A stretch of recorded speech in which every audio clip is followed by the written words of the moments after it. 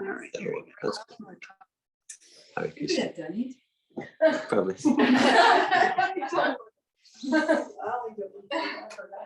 So it's January 16th, 2022. We're here at the Enlightenment program at Prabhupada House in Melrose. And we're studying from Bhagavad-Gita, chapter 6, entitled Sankhya Yoga, text 34.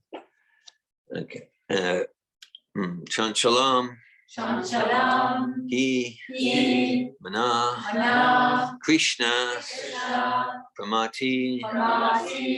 Balavan. Jidham. Tasyaham. Nigraham. Manye. Vayor. Eva. Sudushkaram.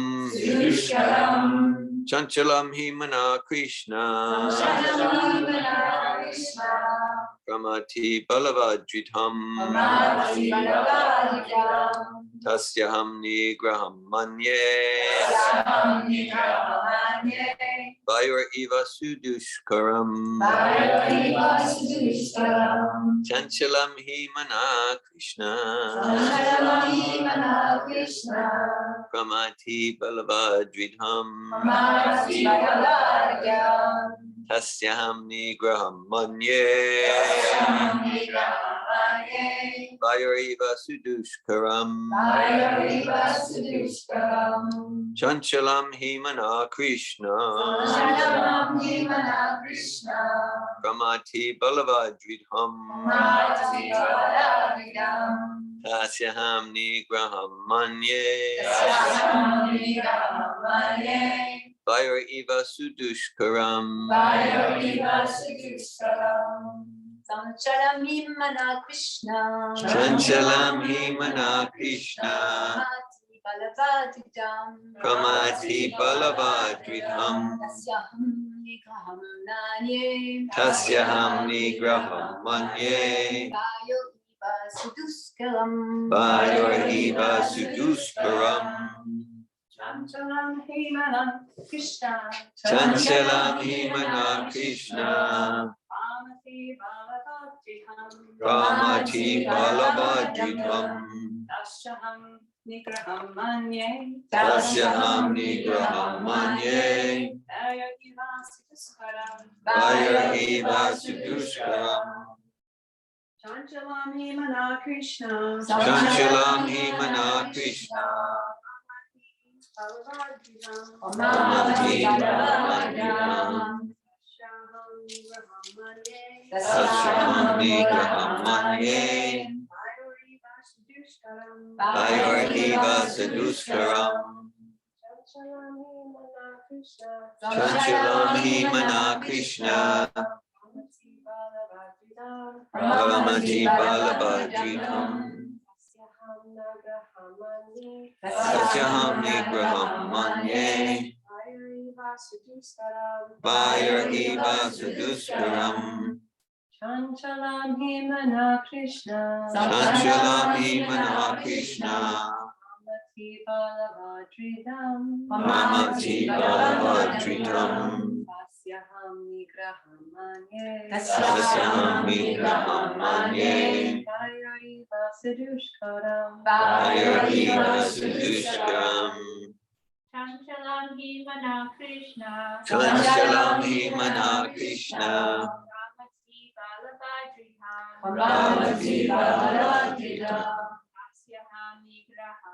manye.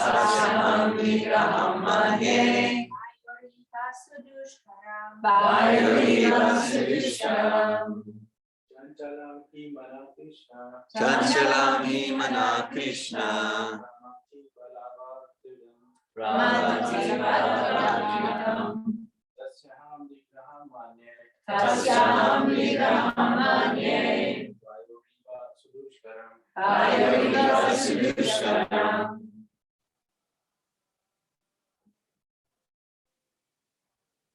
Chanchalam himana Krishna.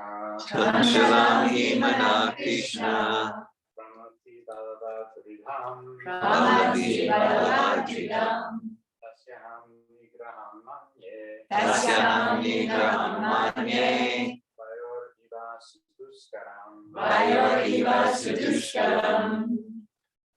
Chanchalam, Chanchalam. flickering. Flickering. He, He. certainly. Certainly. Mana, Mana. mind. Mind. Krishna, Krishna. oh Krishna. Oh Krishna. Pramati, Pramati. agitating. Agitating. Balavat, Balavat. strong. Strong. Dridham, Freedom. obstinate. Obstinate. Tasya, Tasya. it's. It's. Aham, Aham. I. I. Nigraham, Nigraham. subduing. Subduing. Manye, Manye. think. Think. Vayo, Vayo. of the wind. Of the wind. Eva, Eva. like. Like. Sudushkaram, Sudushkaram. difficult. Difficult. Translation. This is spoken by Arjuna.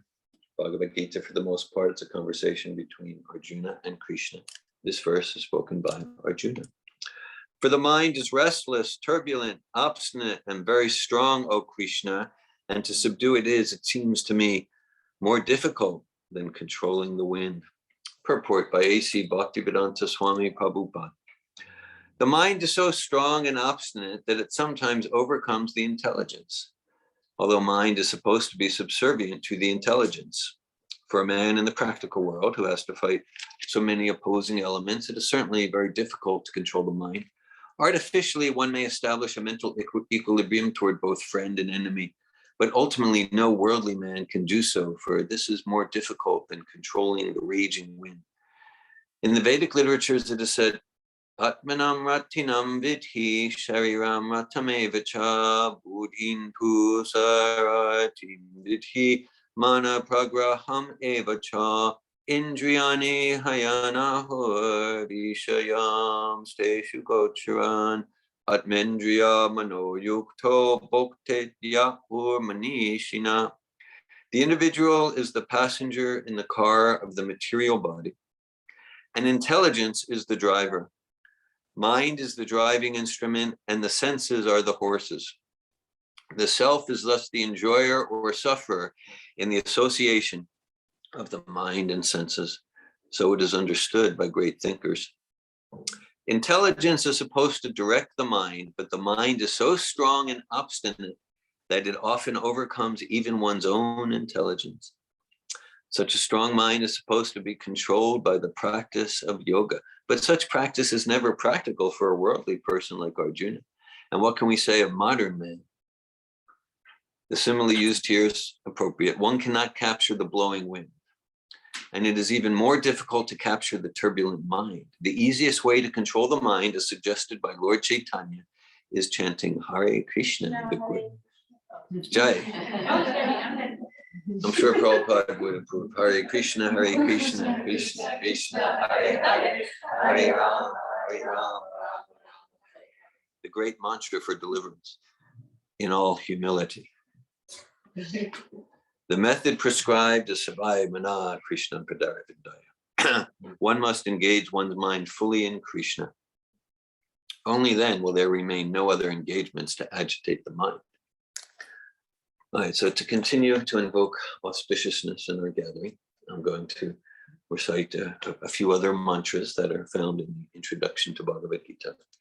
Om Gyanatimirandasya Gyananjana Shalakaya Chakshuranmilitam Yena Tasmai Shri Gurave Namaha Shri Chaitanya Manobishtam Stapitam Yena Bhutale Svayam Rupa Kadamayam Dalati Svapadantikam Bandeham Shri Guru Shri Uttapada Kamalam Shri Gurun Vaishnavam Scha Shri Rupam Sagrajatam Saganaragnatam Vitam Tam Sajivam Sadvaitam Savadutam Parijana Sahitan Krishna Chaitanya Devam Shri Radha Krishna Padan Sagana Lalita Shri Vishakanditam Scha Hey Krishna Karuna Sindhu Dinabandhu Jagatpate Gopisha Gopika Kanta Radha Kanta Namostute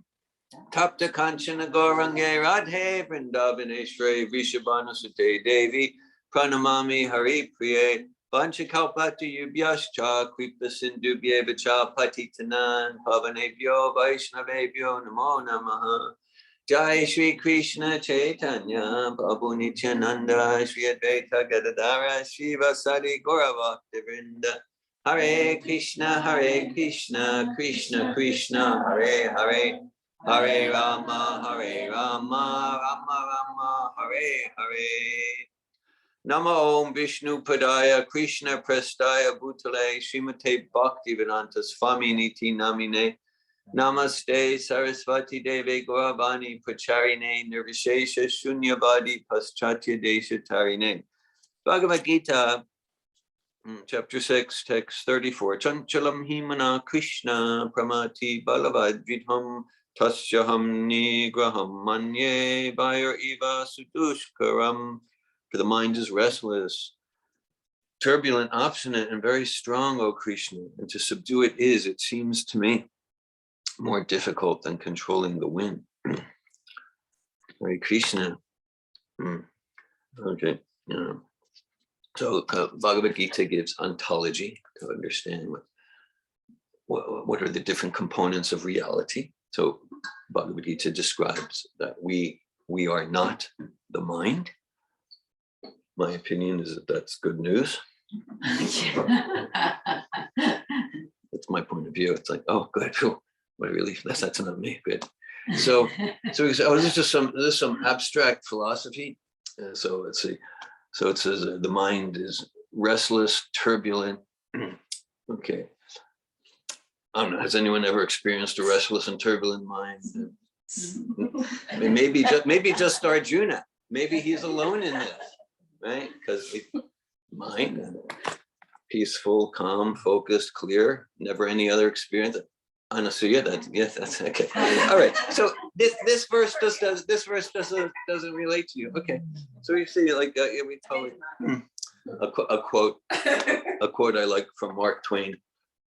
I've been through many terrible things in my life, and many of them actually happened, indicating like as if life does not create enough disturbance, misery, problems, which it does. We need to create another 2,000 per day. Okay. So that's what this verse is about. That's what this verse is about, our relationship with our mind. So prior to this, in one sense, the whole Bhagavad-Gita is about yoga. And so this chapter is about some specific types of yoga, different types of yoga. And Krishna, he actually describes, kind of physical type yoga and like that. And so then he goes, he's sort of like, okay, Arjuna, do that. And Arjuna, even though Arjuna earlier, he kind of accepted Krishna. He did accept Krishna as his spiritual teacher, his guru, like that. Guru means teacher, to demystify. So Arjuna says, no way. No, that's not going to work. It's not going to work for me. It's like that process won't work. What process won't work? Okay. So Krishna appreciates, empathizes, and so okay. So this chapter culminates. The conclusion of this chapter and every chapter, Krishna talks about bhakti yoga. So the physical processes like that. Don't be asking me to sit in a lotus position or anything like that. So I'm not quite expert in the physical processes. So the physical processes are all meant, really they're meant to help us control the mind. They help us to control the mind. And because as a general principle, as an absolute principle, the more we think about sense enjoyment, the more our mind is dissatisfied and turbulent and restless. Okay, so just it's like an axiom, not that we can experience it. The more we think about sense enjoyment, the more our mind will be dissatisfied. But it doesn't matter what we believe. It's just like if I drop something, it will fall. It's gravity. Okay. So this is The more we're addicted to material pleasures, the more we're entrapped by material miseries. I'm just quoting Prabhupada here, okay? And we all experience this. The more we're addicted to material pleasures, the more we're entrapped by material miseries. All right, so this whole, okay, right, so don't think of sense enjoyment. Okay, like, so, because the desires, they get in our way. They're sources of misery. So just make ourselves desireless. It's a great idea. Now, the only problem is that it's completely impossible. Other than that, go for it. That's an important point. No, because in attempts to control the mind, yoga and this and that, spiritual life, just rid yourself of all this. I intensely desire to rid myself of all desire. Well, I desire to not desire to, it just becomes a whole entangled mess. So here's the thing, it's natural to desire, it's natural. Yeah, but when I'm completely spiritual enlightened, then there's desire. And that's not a bad thing. That's not a bad thing. Okay. So Krishna closes this chapter on yoga with Yoginam api sarvesham madhyaten anturatman shradhavan vajitayam sameyuktatamomatan. And he goes, okay, so the goal of all this yoga, of all yogis, the highest, most complete yogi is one who's completely devoted to me with love and devotion. So this is a process of transformation, not a process of elimination, right? Just like you say, okay, so don't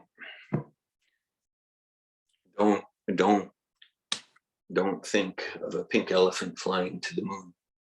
You know, whatever you do, just don't think of a pink elephant. Okay, there you go. So what did you put in my mind? There we go. Yeah. So don't think of sense enjoyment. Okay, and because there's so many yogic processes, mind control, just take your mind off. So don't be thinking of food or sex or TV. Just don't think about that. Be spiritual.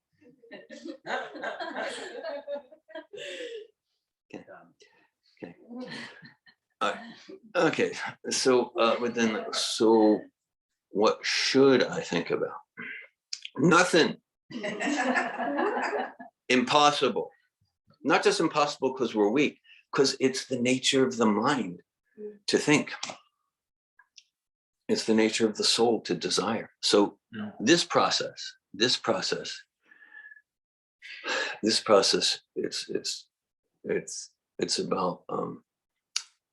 about transforming our propensity to think and to desire spiritually, just like now. So Malini led us in kirtan. Okay, so we're engaging the mind. We're engaging the mind in.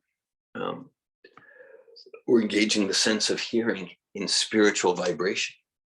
Yeah, we do want to remove the power of hearing from mundane vibration and from mundane form.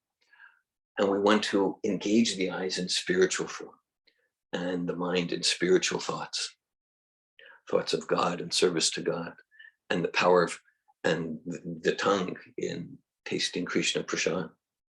Okay. So to engage the senses in that way, it's a very fun and colorful spiritual process. The example given, Prabhupada often gives, it's just like a child, say if a child's doing something destructive, so we say, okay, now the child, he probably gives the chariot analogy. So the child, just like the horses represent the senses, the child represents the senses. So child, okay, just sit in the corner and do nothing. You're causing problems. Sit in the corner, do nothing. So a child can sit in the corner and do nothing. Maybe for 5, maybe if it's like a really patient child, like 7 seconds or something, then it needs to do the destructive thing again. Okay. Now, higher intelligence parenting, well, it'd be like to engage the child in activity that's constructive and healthy, that's more fun than the destructive thing. Then quickly, the child forgets about the destructive activity. Okay. So that's this bhakti yoga process, which is the goal and sum and totality of the Bhagavad-Gita. Okay, so I'm not speaking. Here's my opinion. This is the authority of Bhagavad-Gita. And that's because, like, understandably, like, all sense of authority as modernism and modernism becomes eroded. So this is the authoritative scripture, along with Srimad Bhagavad. Even this analogy of the chariot, it's actually included in Srimad Bhagavatam, which is the follow-up to book to Bhagavad Gita. It's included in much greater detail, like the spokes of the wheels and what they represent, things like that. So Bhakti Yoga is the conclusion of all the yoga processes according to the authority of Bhagavad Gita. If we want authoritative knowledge and process of spiritual life, if that's what we want, right?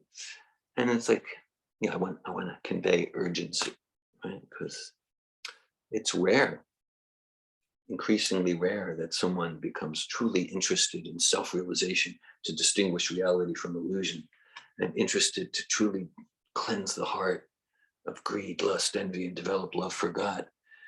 And so then one becomes serious. The sad news is, in the name of spiritual life, even in the name of yoga, even in the name of Krishna consciousness, there's a lot of cheating going on out there. So we're hearing Bhagavad Gita as it is.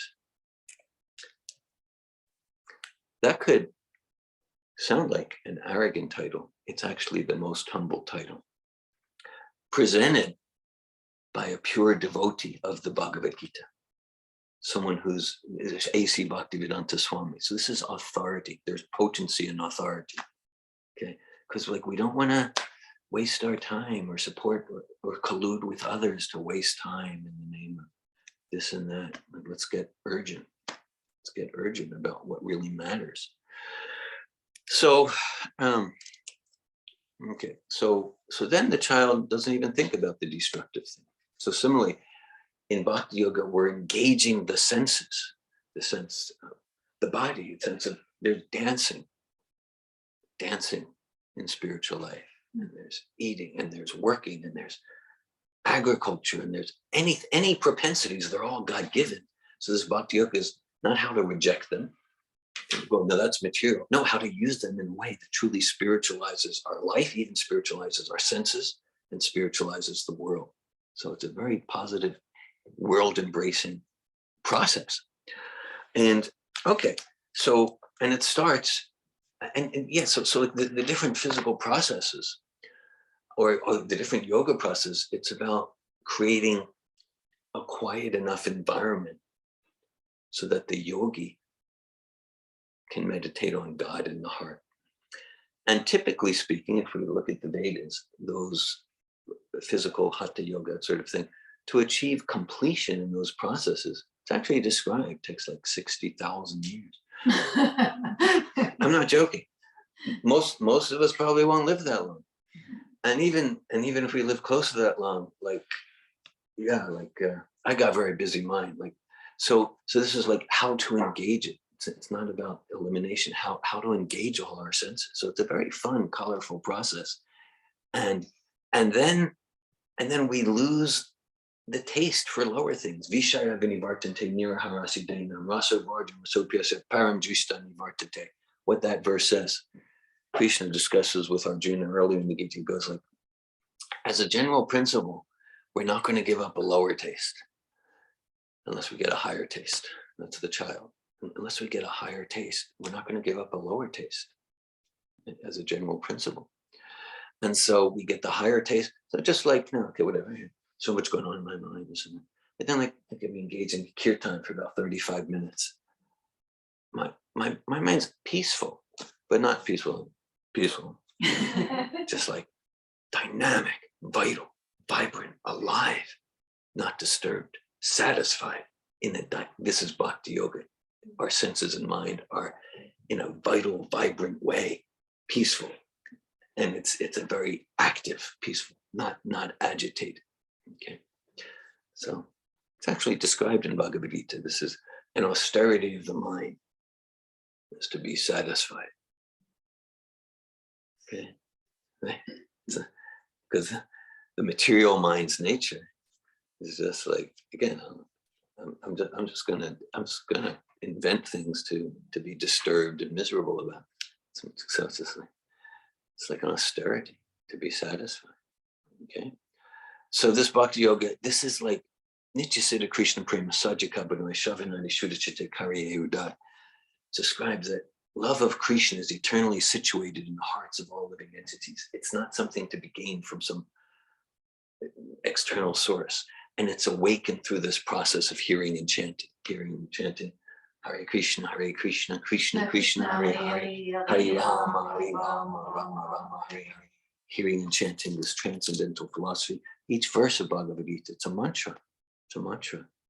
Mantra means sound vibration that liberates the mind from conditioned illusion. The root conditioning. Conditioning means I'm accepting something as true that's illusion, that's actually false. So the root of that is I am this body. Okay, I am this body. Dihinosmin yata dehe komaram yoganam jata dehantara pratyuti rasta tranamuyati. As the embodied soul continually passes in this body from childhood to youth to old age, the soul similarly passes into another body at the time of death. So we're not this body. To the extent that I'm thinking I am, then even if intellectually I know I'm not, but if I'm living, I have an emotional attachment, then I'll make the goal of life to gratify the senses of the body, either the gross senses or the subtle material senses. So subtle material gratification is like desire for honor, adoration, distinction, profit. Okay, so that relates to this whole chariot example. So Arjuna is saying, like, yeah, this kind of 60,000 year process, Krishna, no, I'm not going to do it. Just forget it. So he says, like, because controlling the mind more difficult than controlling the wind. So now Krishna is going to go, yeah, so let's engage in bhakti, because that includes mind control. It includes mind control. So, okay, so the chariot example, so the minds, we read that from it's an excerpt from the Katha Upanishad. And again, Srimad Bhagavatam, it's a more ornate analogy, same chariot example. So the mind is the reins, okay? And the passenger is the self, the soul. The driver is the intelligence. Okay, where do we get knowledge like this? Where do we get knowledge like this? It's a rhetorical question. The answer, based on my 61 years, is nowhere. Nowhere is there. And there are great philosophers, this and that, like the French philosopher, modernist Descartes. He realized he's not the body, and he came to, I think, therefore I am. Okay. So he realized he's not the body, but he didn't quite get that he's not the mind. Okay. Just like I use my hand to lift things. I use my legs to walk. I'm not the legs. I use them. Okay. So similarly, I use my mind to think. But the mind is closer. See, the mind is what's called subtle. It's subtle material energy. It's described in Bhagavad-Gita. Again, this is authoritative spiritual knowledge and material knowledge. It's all here. Okay, let's not waste our time, because there's a lot of, like, if we don't have authoritative knowledge and we're trying to teach, we're actually cheating. So that's why I recited the mantras before, because my hope is you don't get like David Wolf's false ego here in whatever I'm saying, but you're getting representing Bhagavad-Gita. That's what Prabhupada's giving it as it is. Not like, here's my idea, giving Krishna and Arjuna the discussion, the conclusion as it is. So, yeah. So, okay. So then if I'm thinking I'm the body, then it's just like, so you got the driver and the passenger. Okay, the passenger is the soul. That's us. We're in the chariot of the body, right? And then let's say if the horses are out of control, one horse wants to go this, one horse, I want to go here and then. So the eyes want to do this, the tongue wants it, this, the hand wants a touch of this, the mind wants this honor and like that. So it's a very frightening situation. And it's terrifying. Probably the horses will drive the chariot in a ditch or off a cliff. Okay. So that's that's when the hierarchy is reversed compared to what is the healthy hierarchy, right? So the mind is the driving instrument or the reins, right? And so what happens in conscious living is, so the passenger directs the intelligence, and the intelligence controls the reins and gives the horses direction, and the horses are satisfied, right? Because it's about control, or it's about conscious utilization, purposeful utilization of the mind and senses, and it's also about balance, right? To extend the analogy, just like if the horses are wild, that doesn't work. Similarly, if we try to pull the reins too tight, then also the horses, the senses don't cooperate. They need, in conditioned life, we need some gratification, some material gratification. So that requires sincerity and intelligence at each phase of life. You know, how tightly to pull the reins, where the horses are cooperating, they're satisfied, they're taking the chariot to where the passenger is directing.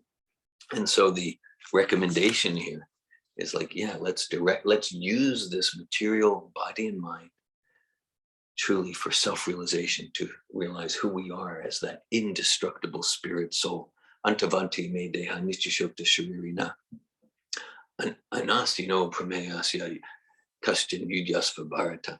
That only the material body is destroyed. Right? The spirit soul inhabiting the body is never destroyed. No one can destroy the imperishable, eternal soul.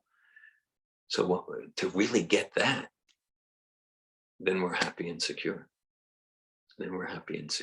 So that's the recommendation in this part of Bhagavad-Gita. So to do a little more, so we have the horses are the senses. The horses are the senses. The mind is the reins, and the intellect. So the purpose of intelligence is to make distinctions based on the goal. Okay, and then the mind accepts and rejects based on the goal. And the senses are like binary. The senses are attracting or repulsed, attracting, repulsed. All right, so now if I'm thinking, if I'm immersed in bodily conception of life, then the senses are just dragging me, and that becomes the goal. And so we're encouraged, no, make the goal the actual happiness of the soul. The actual happiness of the soul, and the soul's happy when we're serving the divine with love and devotion.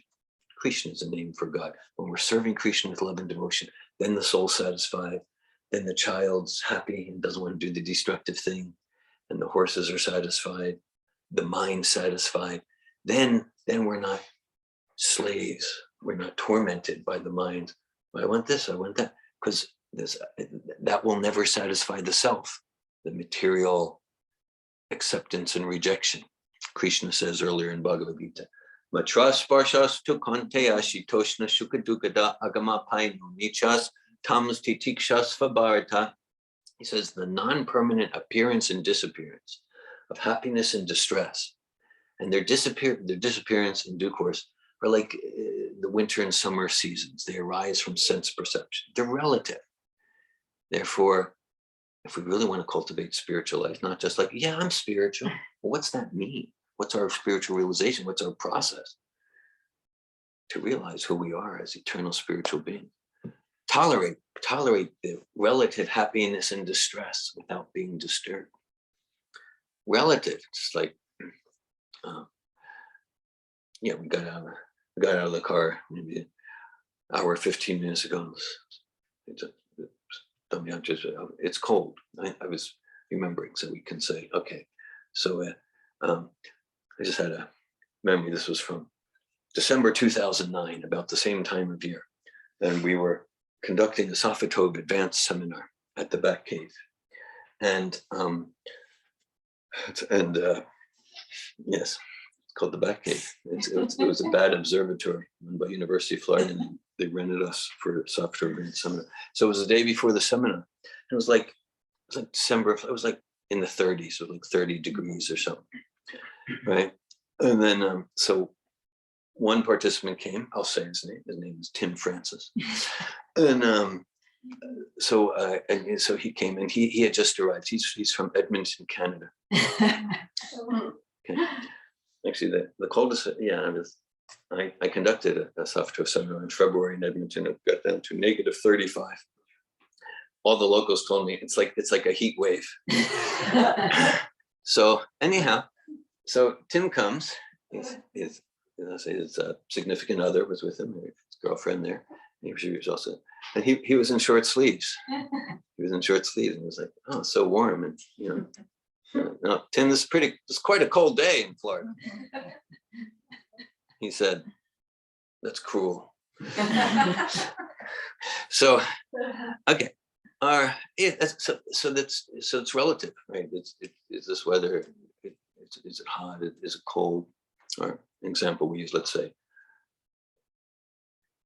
pizza. Okay. So let's say I'm really hungry. So then, wow, slice of pizza. Oh, okay, that's great. That's good. Right. Okay, I'm ready. Second slice. Whoa, yeah, it's good stuff. Yeah, we can do a third. Okay. All right. So let's say, sixth. Is that your personal limit? At six, I begin to think about them. But then anyhow, we all have, then at some point, maybe it's 4, maybe it's 6, maybe it's 14, whatever. But at some point, then it becomes like, this is pain.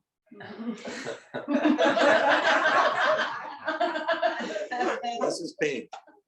Okay, right? At some point, maybe past pain, that's kind of like, you could not pay me to eat another slice. You couldn't pay. No, I'm disgusted. No, I'm disgusted. So get clear. The pizza is good or bad? It's the same pizza, first slice, 17th slice. Is it good or bad? So, no, this philosophical principle. Pizza is relative.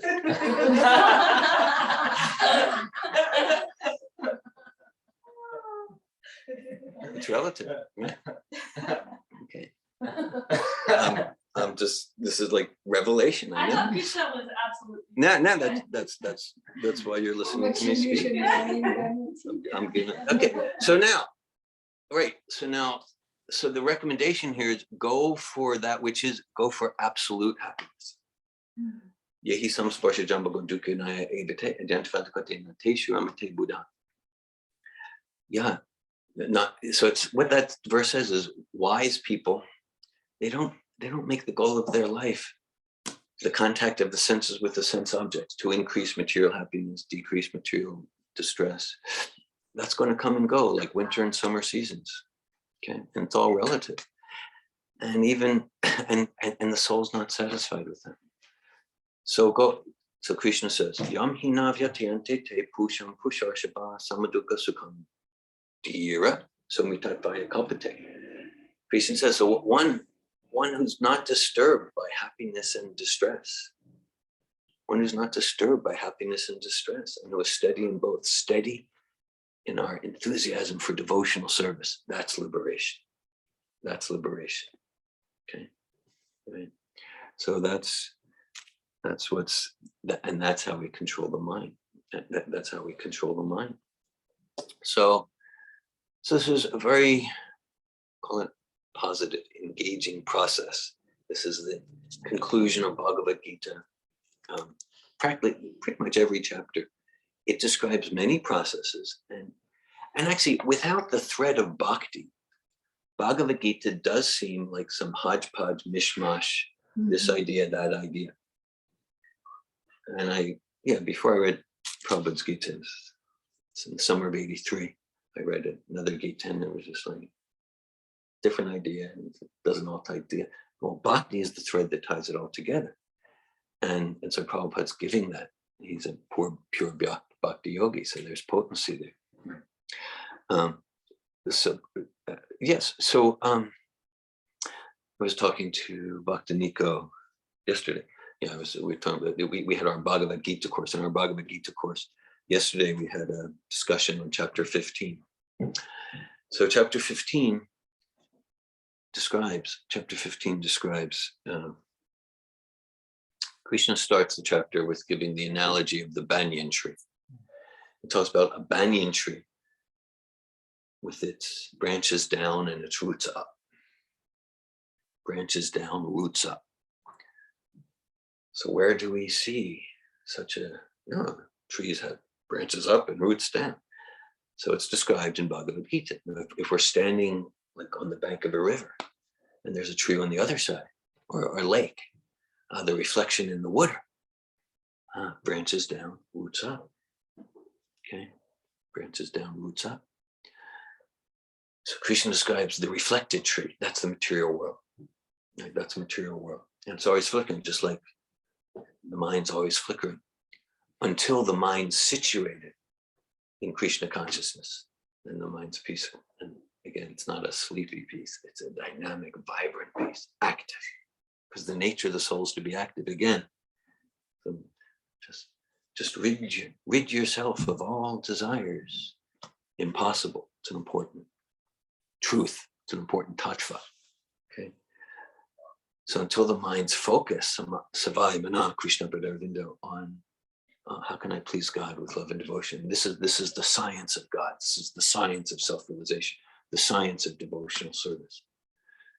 So Krishna, it's all flickering. It's just like, again, if I try to grasp a fruit on the reflected tree, there's no substance there. Now, in a sense, the reflection's real, just like a shadow is real, but there's no substance. It's not that the shadow doesn't exist, but there's no substance. And the shadow is dependent on the real thing, on the real object, right? And the reflection sometimes there, sometimes not, depending on the clouds and the sun. The shadow is sometimes there, sometimes not. But the real thing is always there. So Prabhupada, in the purport to the first verse of chapter 15, he emphasizes that, yes, it's all an illusion. There's no substance. It's all an illusion. But then he says, but those who relate to the absolute with a conception that the impersonal, unvariegated oneness is the most complete aspect of the absolute, they're only getting 180 degrees of the circle. Right? Okay. So it's true. The material sphere, it's all illusion. Now, the material energy is real. It's real energy. But the forms are temporary, whereas spiritual forms are eternal. That's cool. The forms are temporary, and the way that I perceive them are illusory, right? So this energy is real, but it's temporary. We can say, like, where was this David Wolf body 100 years ago, or even 56 years ago when I was 5? Okay, different body. But even that, my body is not exactly the same it was at 5 minutes before 2 p.m. today. My body's always in flux. Spiritual bodies eternally full of bliss and knowledge. So Bhagavad-Gita said, go for that. Don't go for those flickering, external, superfluous gratifications. So, yeah, it's all temporary and flickering. But Prabhupada said, but that's only 180%. It's true. And to realize the illusory nature of material life, that's a helpful spiritual accomplishment. But then there's the other 180. There is a real banyan tree with real fruits and real twigs and real leaves. Right? And so we open the door to that with this bhakti, with devotional service. A similar analogy, an animal, or it could be a human being in the desert.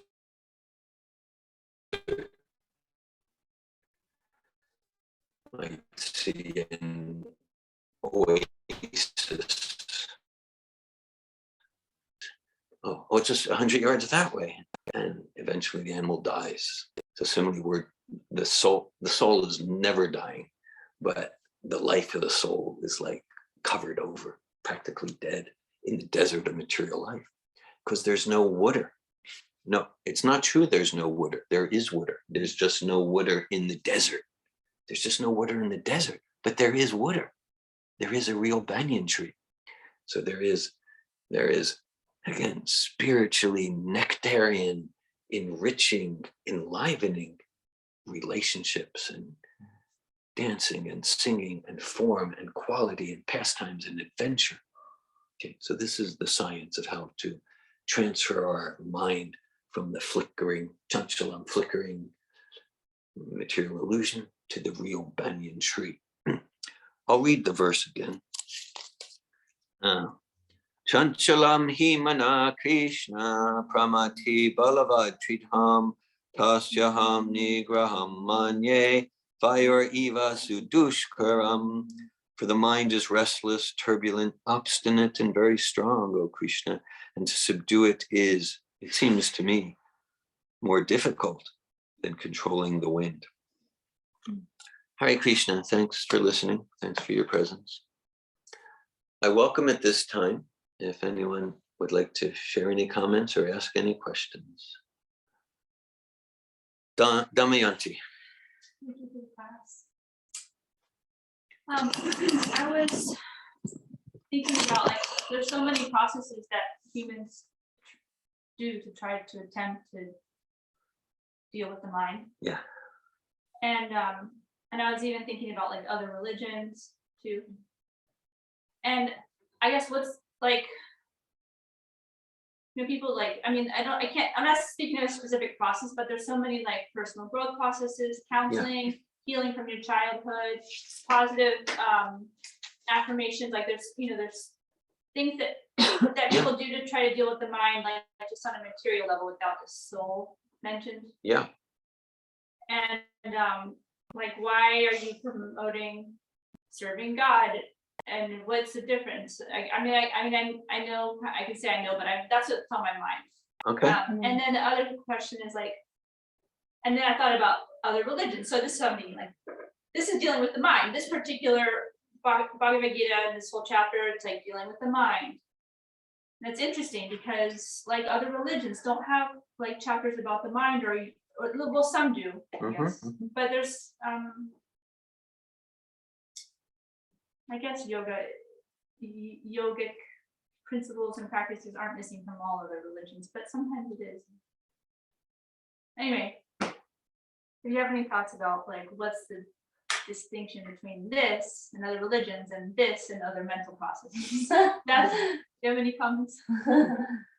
Hi, thanks for sharing. Thanks for sharing. Thank you. Yeah. So, there's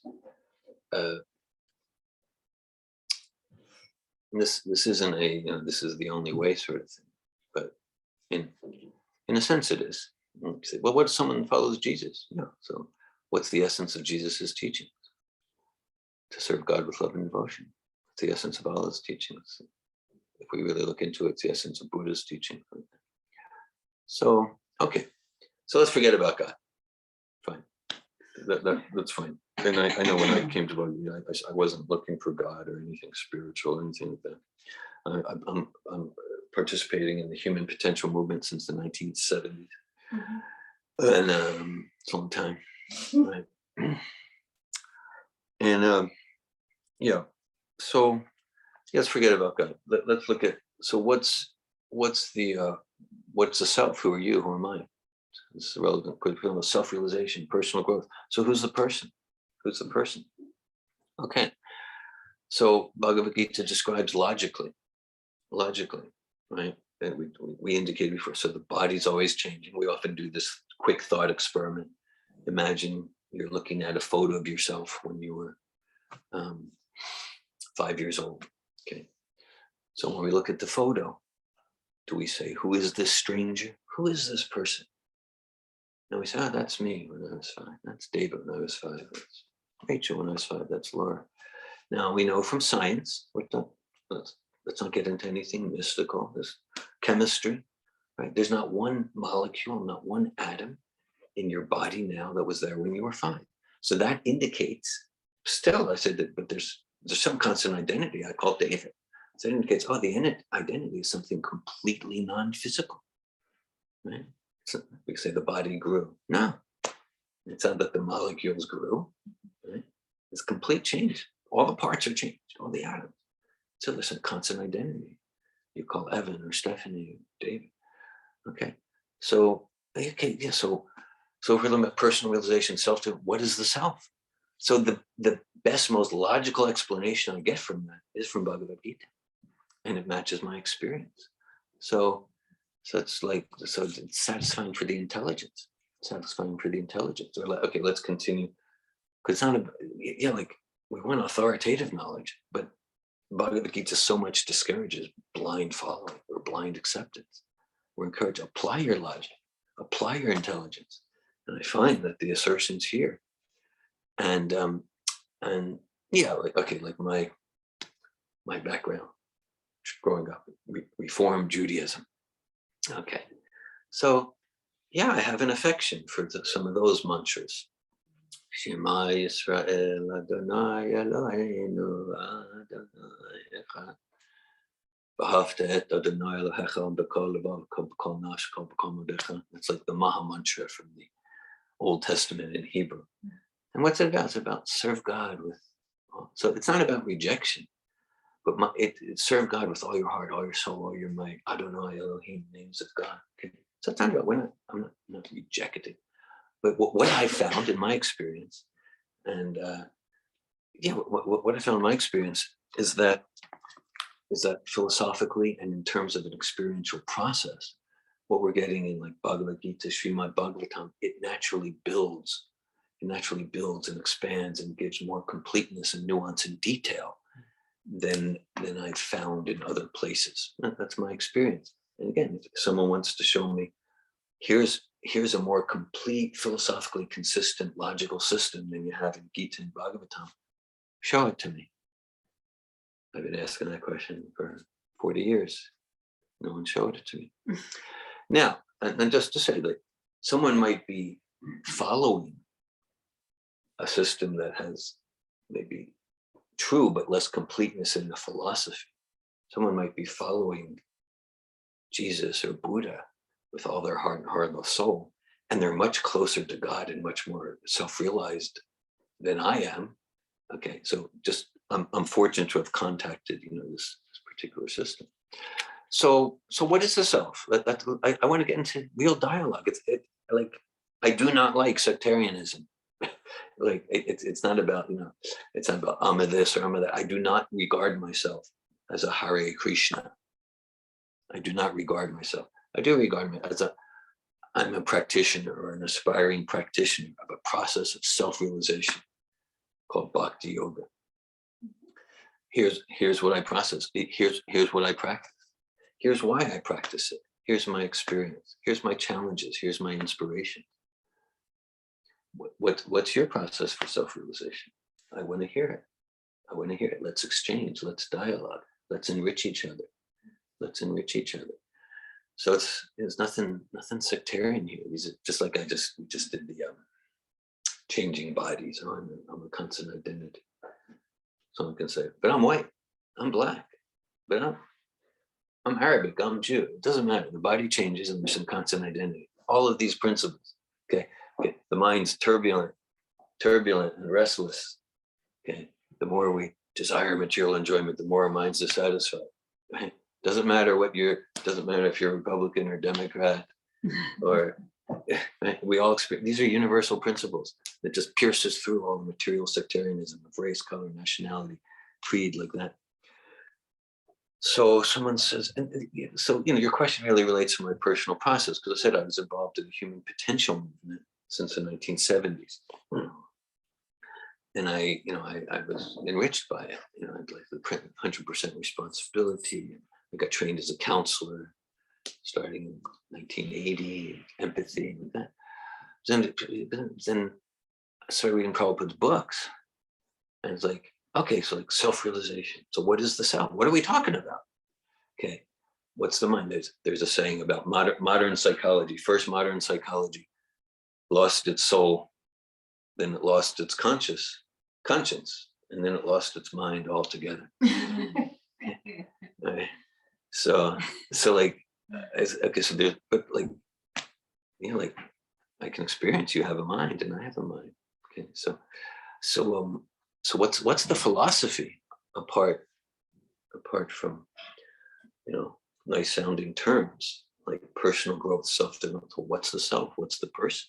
And the best answers I'm getting, that's most satisfying for my intellect, is here in Bhagavad-Gita. But show me something more satisfying. I'm there. Thank you, Dhammayati.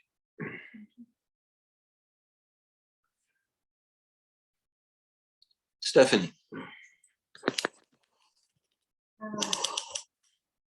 This was really stimulating for me and comes at an opportune time, usually struggling with my mind. Join the club, as they say. Let's see, I have a couple questions. I guess they're connected. Yeah, this was so much. I was taking notes profusely. Thank you, David, for this class. I appreciate your sincerity for spiritual wisdom. Thank you. I guess I'm okay. So this term, devotional service. I always ask questions about this because I want to like get it right or figure out what it looks like to be truly, purely devoted to God. And in my experience, there are certain things that inspire me, that bring me closer to God. That like earlier today, I was reading some literature on sacred psychology, speaking about God in terms of the beloved, and was referencing different poets, Rumi, and then also like in my life lately, I've been writing poetry and noticing certain almost like divine guidance that has been surfacing in my consciousness and my external life that's confirming some kind of personal truth that connects me to my dharma or my process of self-realization. So then I can have this, I guess, guilt or shame or like confusion of, am I doing it right? Like devotional service is because I guess my question is like,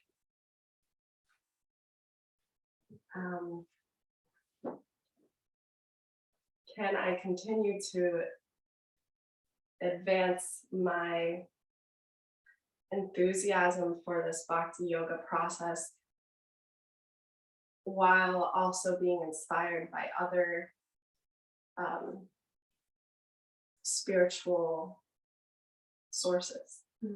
Like, I guess not, like other spiritual inspiring resources that I come across.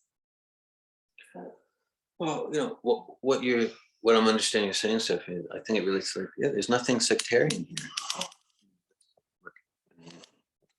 You and I have known each other for several years, and you probably heard me share my inspiration from hundreds of sources that all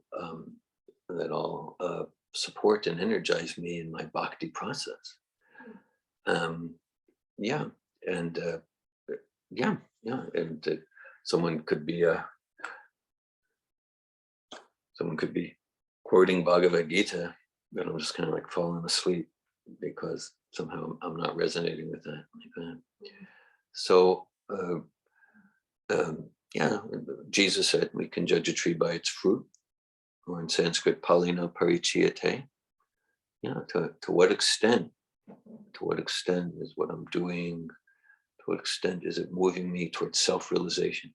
To what extent is it truly supporting me to clear the heart of, ungodly qualities, greed, envy, jealousy?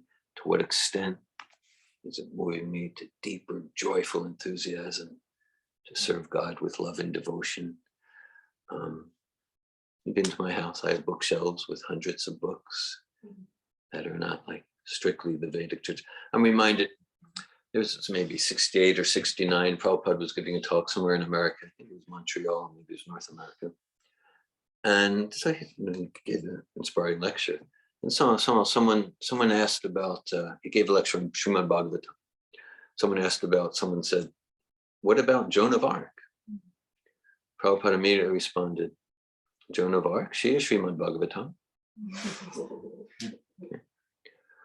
So we'll find Gita, we'll find Bhagavatam, so many places. And in fact, to the extent, because like the person asking maybe thought like, this is something sectarian, what about this group? So, but Joan of Arc, she's such an example of pure love of God. And, who could go through what Joan of Arc did and continue loving God? Like, you can't even think about how she was tortured, So Prabhupada said, oh, Joan of Arc, she is Srimad Bhagavatam, of course. So now at the same time, to the extent that I'm deep and strong and realized in these principles, then I can go anywhere and see Krishna everywhere. But that's not a cheap thing. I don't want to make it sound like a cheap thing. Okay, we've given this example in recent weeks. Just like there could be a tender seedling, a 1-inch seedling, and even just a baby squirrel could crush it. So it needs to be carefully protected. Carefully protected. Now, the seedling will become, if it's carefully protected, it will become a mighty redwood or hundreds of feet high. Then a redwood, squirrel won't affect the redwood. It can be a hurricane, won't even touch the redwood.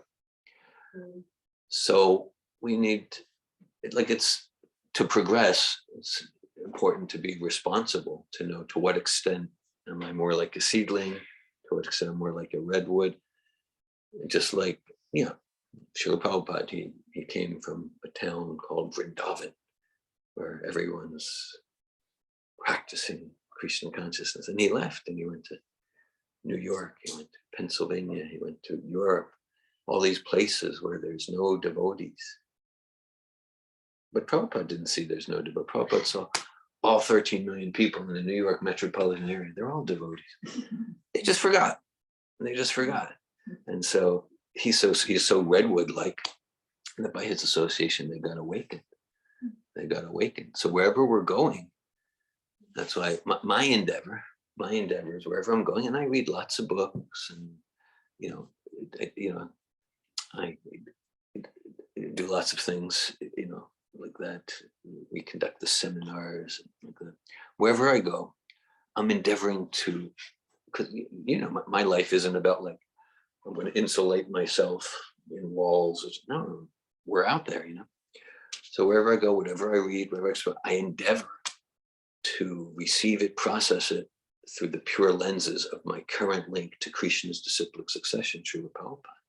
And the more I do that, then the more I could pick up any book and or hear anything and see Krishna there. And to the extent that I'm not strong in connection, in devotional connection with self, with Srila Prabhupada, with Bhagavad-Gita, and I'm not strong, then wherever I go, I just get more and more bewildered. My mind becomes more disturbed. So there's I think it's in the 6th canto, and it's a purport. And Prabhupada's, Maya means illusion, right? So sometimes we'll hear it's oh, you went to that movie? That's Maya. Oh, that book's Maya. You went there? That's Maya. So Prabhupada writes, one who sees everything as Maya instead of seeing everything as Krishna is actually an offender. And that is really bewildered. Okay. Again, it's not a cheap thing. It's described, Andantarasta Paramanu Chantarasta, Sarvasya Chamridisa Nivisto. Krishna a full expansion of Krishna is in every atom, is in the heart of all living entities. Okay. Now, how much am I realizing Krishna in every atom? How much am I realizing Krishna? Imagine, like, if I'm actually realizing Krishna as super soul in the heart of all living, what joy that would be. Now, not realizing that, I might go here and there and get bewildered and covered over. So those are some principles that come to. Thank you. Thank you, Stephanie. Yeah. When you shared the chariot example. Yeah. The healthy, conscious way to deal with the mind is for the soul to direct the intelligence, and then for the intelligence manages Yes. the reins, which is Yeah. the mind, and then the mind and the reins are direct. The mind is directly connected to the senses. Yeah. Those are the Right. horses. Yeah. And then the mind is just an instrument for the soul's self-realization, God conscious process. And I was thinking, like, with what you were asking, like, you wanted to know, like, how do I know if I'm doing devotional service correctly? And I think what you meant is, like, in a pleasing way to God. Like, you really want that. And I was thinking what you said, the question, how do I do that? And just to add to what you said, Thanks. I had the thought that, like, okay, well, we need that mind will be managed by the intellect. So what do we do with our intellect?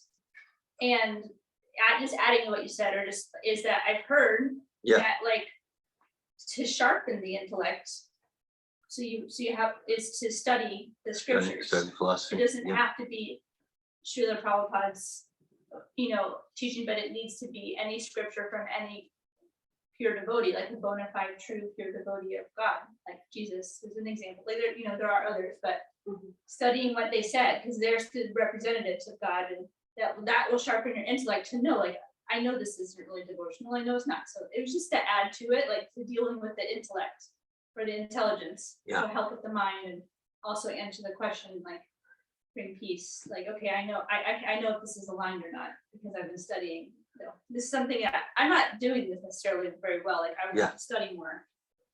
I'm very interested in the topic and excited today. So yeah. So that, we study transcendental philosophy, and then our intellect sharpened, and then we're able to make distinctions about how to relate with different energies and different people in such a way that will truly be spiritual win-win. And otherwise, we can get tricked by the mind.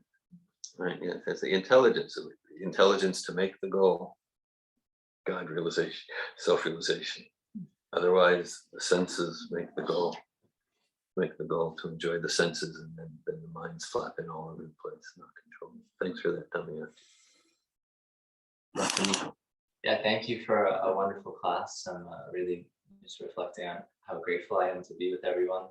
Like, I'm thinking today's Sunday, and like maybe in a past life, like 10 years ago or 5-6 years ago, I'd be watching football with people like this, intoxicants, and this feels way more nurturing and way more fulfilling.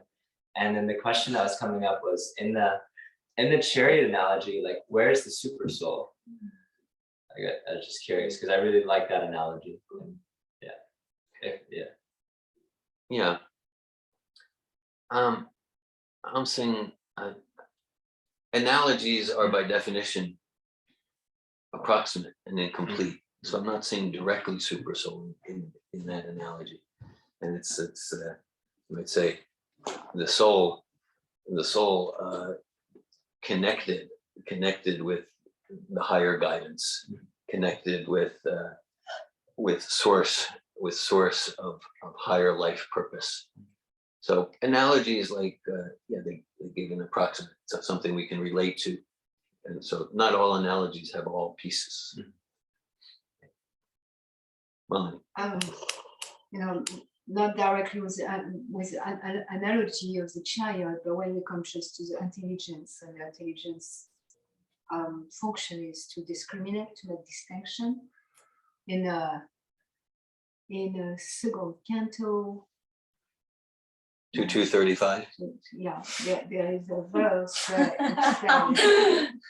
explain how the intelligence is directed by super soul.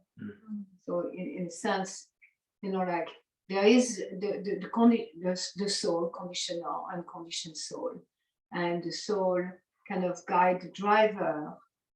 That's intelligence, and the intelligence is like the director of the intelligence is a super soul. But because the soul have already free will, like in a sense, it jinx the super soul. We jinx the super soul's guidance all the time. We can say that again, but Jinx. Just can you repeat the last part? In the analogy, there is no super soul, and at the same time, the driver is the intelligence, and the intelligence, the quality, the function of the intelligence is to make distinction, and the director of the intelligence is the super soul.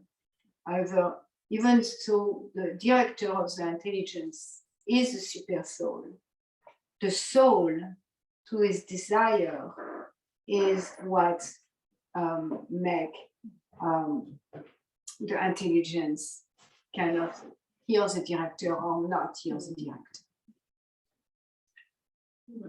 Thanks for that, Melanie. Hearing your comment on this. Okay, let's expand the analogy.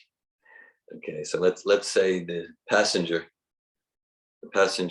gets like a profoundly important mission, profoundly important mission from the king, okay, or the military general, okay. So that's the super soul, okay. And if the passenger's weak-minded, then the mission won't be accomplished because the passenger doesn't know how to direct the driver, and the horses go here and there. So the king or queen giving this profoundly important mission, and we have a profoundly important mission. Kamasya Nindriya Pritir Labo Jive Tiyavate Jivasya Tattva Jigasa Nartoyasya Karma Bi. It's described that life's desires should never be directed towards sense gratification.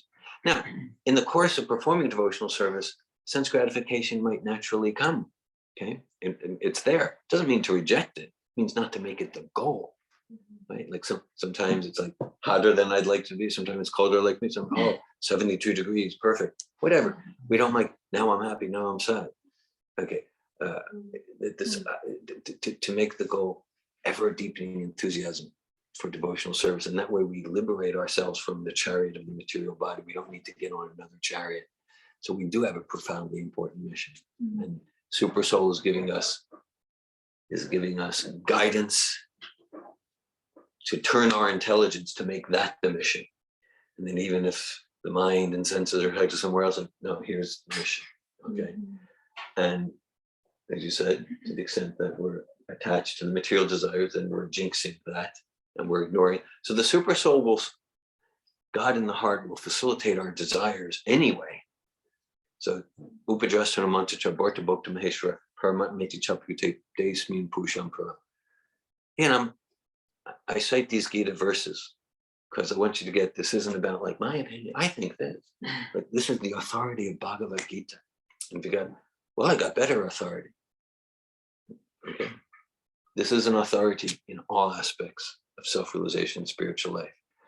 I'm not saying it's the only, but like this process works. It's powerful. It's infallible, actually. So, right. So Super Soul is overseer and permitter, like supreme facilitator. Means like we could choose foolishly. Krishna speaks the whole Bhagavad-Gita to Arjuna, and right at the very closure, he says, Yate chasita takuru. Says, no, do as you wish to do. Krishna is not saying, I don't care what you do. Krishna is caring about his friend Arjuna. He wants Arjuna to choose wisely, but no force, no coercion. Once there's force, there's no love. So he wants Arjuna to choose devotional service. He wants Arjuna to choose. And but if we choose material life, let me try to enjoy the senses more as I go in my life. Super Soul will facilitate that. And we'll have an experience that if we're paying attention, will move us towards, towards urgency towards self-realization. That's okay. Mind, intellect thing, just okay. So okay, we did pizza, so then let's do ice cream. Just to make it all complete. All right. So okay. So let's say as an object of the senses, half gallon of chocolate ice cream. Okay. For purposes here, it's not prashad. Okay. All right. So anyhow, so then the senses role is just attraction or repulsion. Attraction, definitely, no question about it. There we go. All right. So then the mind in conditioned life is like accept, yes, accept, go for it. Okay. Now, so the intelligence is a key factor. What's the goal? So if the goal is to gratify the tongue and belly at all costs, then okay, go for it. Go for it. Right. Okay. But now let's say even if we take a material example, let's say the goal is okay, the senses are attracted, even the mind, but but actually my goal is tomorrow at noon I'm taking this big test, and I want to get my degree, and really to get a high grade on the test, half gallon of chocolate ice cream at 12 midnight. Not a good idea for that goal. Okay, just to see how the different parts work. And then in this way, gradually the mind becomes the mind and even the senses become trained that okay, for a higher goal, I'm not going to just be a slave to the senses. So there are something I could think of, like say my senses and mind were attracted to back 40 years ago, eating meat. But then I realized, if I want some higher goal of self-realization, it isn't going to work. So now, and for even decades now, it's not even like I need to restrain myself. I don't even need to restrain myself.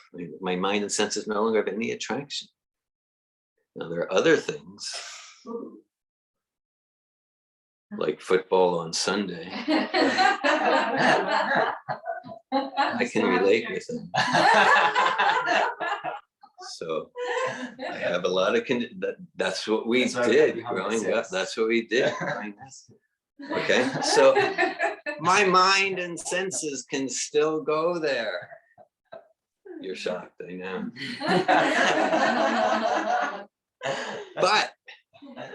But here I am on a Sunday discussing Bhagavad-Gita, not watching the playoffs. I am so spiritual, yeah. So that's how started. Like now, yeah. So then as we practice spiritual life and we get the higher taste, then gradually, then the mind and senses become less and less attracted to those things that drag us down.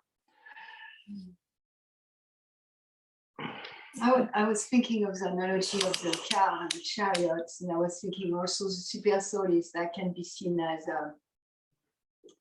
a fixed GPS that knows the goal. Yeah, knows the goal. For all the soul. Yeah.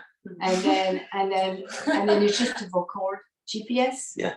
And then we put like really loud music, or like we think like, oh, I need to go and stop for coffee. I need to go there and go to the restaurant, and there my friend wants something, so I'm going there. And then yeah, so GPS like no, wrong turn, go U-turn. And then it's just like you don't hear anything. Thanks for that. I like that. That's good. We have one more question or two more comments? I wanted to ask, I guess the intelligence, I've heard from you oftentimes intelligence is the ability to make distinctions. Yeah. I've also heard of the body's intelligence being one's embodied wisdom learned from one's own experiences. And I see how in a lot of ways yeah, I guess one's own life experience leads one to make better choices. If we're paying attention, yeah. And I also see how sometimes there's some authority figure or some authoritative knowledge source that says you should go here.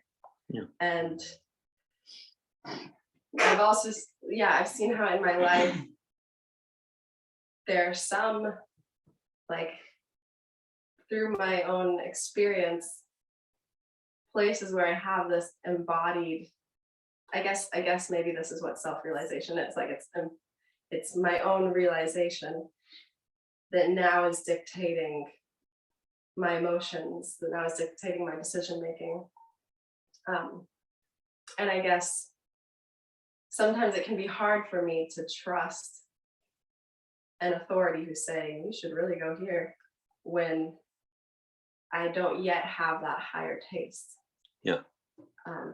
But then also looking at like the balance of control and also not pulling too tight. Yeah, I'm just curious what. Yeah. Well, yeah, thanks for that, Stephanie. So like, let's say, what's I'm like, so it's presented, all this knowledge is presented with logic, it's presented with authority, and it's presented, and we're encouraged to, it's presented to directly experience. Krishna says in ninth chapter, Prajakshavagamam dharmyam shushukam kartamavya. He said, this is the perfection of spiritual life, because it's directly experienced. This is not like, what do you believe? What do you believe? I believe in this. Like, who cares, really? What's your experience? What's your understanding? So this is directly experienced. Okay. So just like we said something before, we said many things. Okay. The more we meditate on sense enjoyment, the more our mind's disturbed. People say, well, that's just what it says in Bhagavad-Gita. All right.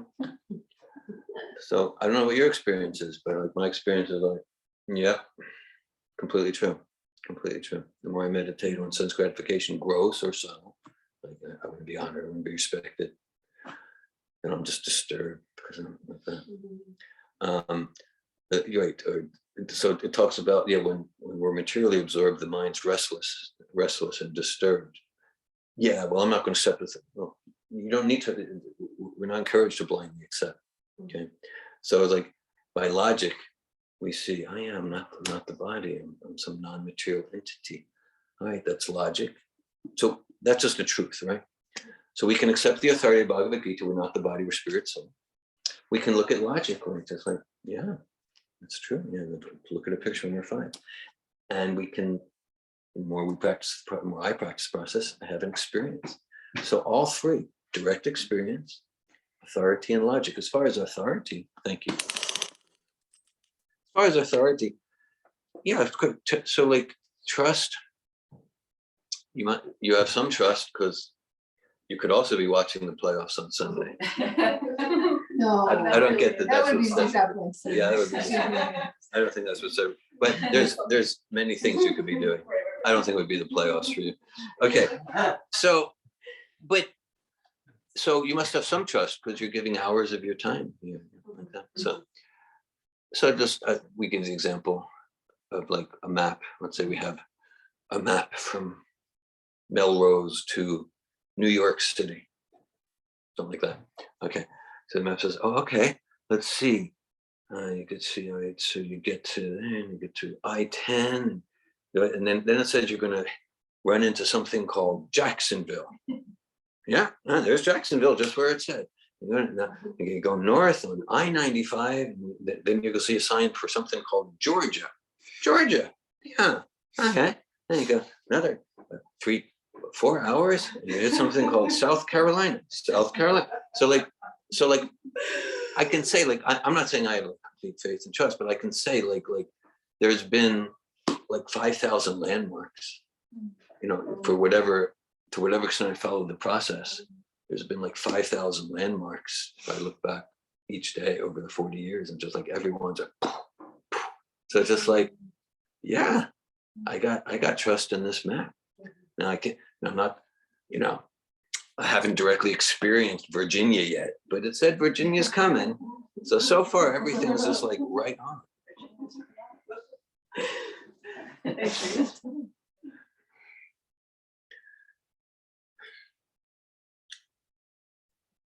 Jai Bhagavad-Gita ki jai. So before we, sorry. Yeah. Before we get to the point where we have experience. Yeah. In a process, we have to have just like some amount of faith to try something new, like, well, I mean, that's how it was for me. Yeah. Chanting, and like, well, for me, it was like, I don't have a relationship with God, and everyone says, like, all of a sudden I realized, like, my best friend and my husband, like, everyone I knew believed in God, and no one talked about it to me, and I just never believed in God. But anyway, it's not comfortable to try something new because you don't know for sure if you're following an authority, and but when I guess, like, you need some sort of link, like, to someone you trust to try something new.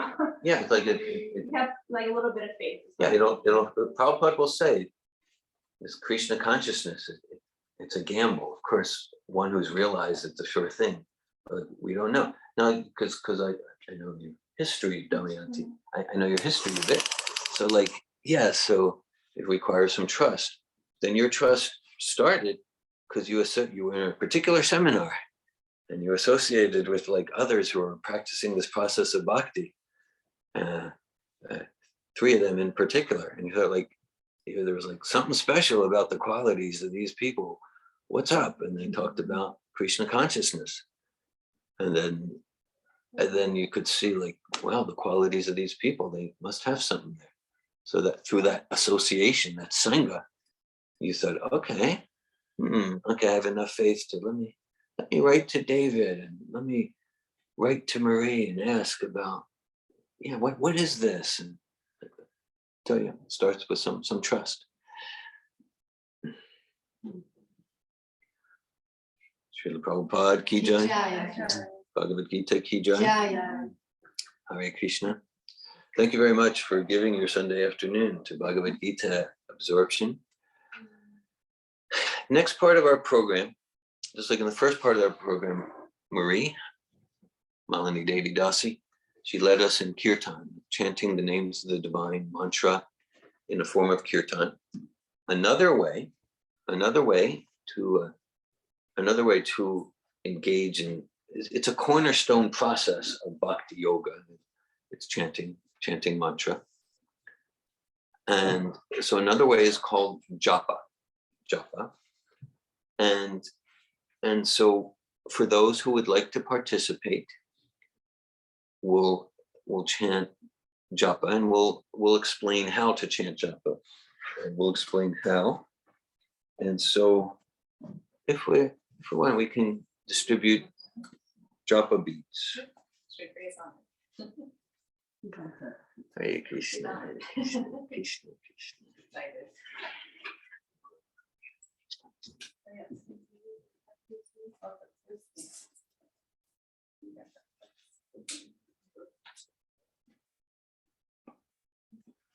Hare Krishna, Hare Krishna. I'll take a set. I mean, I have a set, but I Me too. want to use the same kind of beads that others use. Thank you. Yes. Okay. All right. So a basic principle of any meditation process, even any multimedia presentation, is the more senses that are engaged in an activity, the easier it is to focus. We just had the chariot analogy. So the senses are grouped around the mind. And so with this Bhakti Yoga Japa mantra meditation, again, it's a process of transformation. I know at different times in life, but back in my early 20s, I tried some forms of silent meditation. One instructor instructed me to clear my mind of all thoughts. No, he did. I don't know if he was Orthodox. But anyway, so I was able to clear my mind of all thoughts for like 4 seconds, Wow. 5 seconds on a good day. Yeah, that's it. So then I thought of lunch or something like that. So I got a very active mind. So that's why like this mantra meditation works for me, because it's not about don't think of a pink elephant flying to the moon. It's about focus the mind on this mantra, positive. And then when we use, so this mantra meditation positively engages the sense of speech, the sense of hearing. Earlier we were dancing, it engages the whole body. And when we use japa, it engages the sense of touch. So the basic process is, okay, if we're using japa beads, it's generally recommended to use right hand, thumb and middle finger, right hand, thumb and middle finger. Start with the bead next to the large bead. The large bead means the bead with the tassel. And on that bead, chant one Maha Mantra. Hare Krishna, Krishna Krishna, Hare Hare. Hare Rama, Rama Rama, Hare Hare. Then we were doing demonstration. Then that's nice. Then move to the second bead away from the large bead. And again chant one Maha Mantra. Hare Krishna, Krishna Krishna, Hare Hare. Hare Rama, Rama Rama, Hare Hare. Then move to the third bead away from the large bead. One mantra. Hare Krishna, Krishna Krishna, Hare Hare. Hare Rama, Rama Rama, Hare Hare. So it's a meditation. It's a meditation on transcendental sound vibration. And the basic process is we do our best to focus our mind, consciousness, and power of hearing on each word in the mantra and be with our experience. Just like Stephanie, you were talking about, like my personal experience. Yeah, so this is not about theory. This is all about personal experience, and it's founded and grounded and contained in the most sublime, perfect, rational philosophy. So it's all there. It's not, well, is it rationality or experience? No, this is all integrated, right? And if we notice our mind wandering, like Arjuna saying, chanchalam, like the wind, my mind's going here and there, thinking about the playoffs or pizza or something. And we just notice that and do our best to bring the mind and power of hearing back to the sound of the mantra and be with our experience, notice our experience. So on the strand of beads, not including the bead with the tassel, there's 108 beads. And so to chant one round of Maha Mantra Japa is to chant 108 mantras.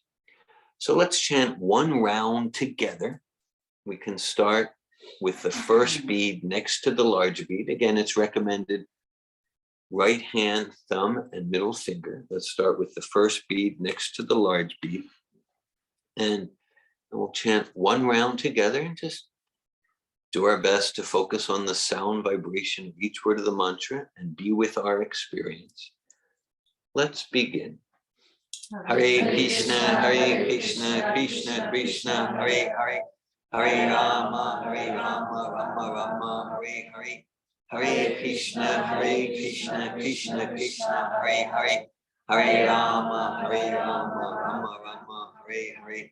Hare Krishna, Krishna Krishna, Hare Hare.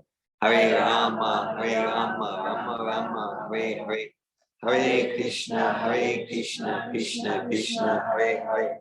Hare Rama, Rama Rama, Hare Hare. Hare Krishna, Krishna Krishna, Hare Hare. Hare Rama, Rama Rama, Hare Hare. Hare Krishna, Krishna Krishna, Hare Hare. Hare Rama, Rama Rama, Hare Hare. Hare Krishna, Krishna Krishna, Hare Hare. Hare Rama, Rama Rama, Hare Hare. Hare Krishna, Krishna Krishna, Hare Hare.